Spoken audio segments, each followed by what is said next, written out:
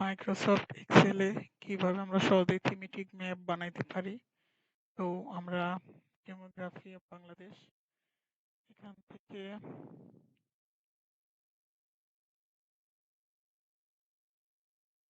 আমরা কার্টুন নিয়ে ম্যাপ করব। এই কার্টুন নিয়ে ম্যাপ করি। তো আমরা এখান থেকে লিঙ্কটা কপি করি। লিঙ্কটা কপি করে ডেটা ফ্রম ওয়েব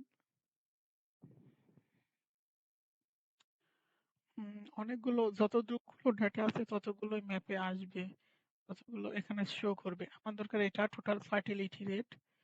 এটা এখানে সিলেক্ট করলে এখানে দেখাবে। তো একবারে আমাকে লোড করে দিতে পারি।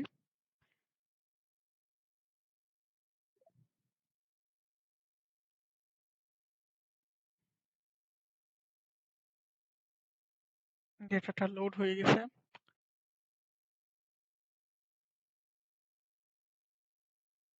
আমরা ইনসার্টে গিয়ে ম্যাপ এটা এক্সেলের 2013 ভার্সন পরে গেলে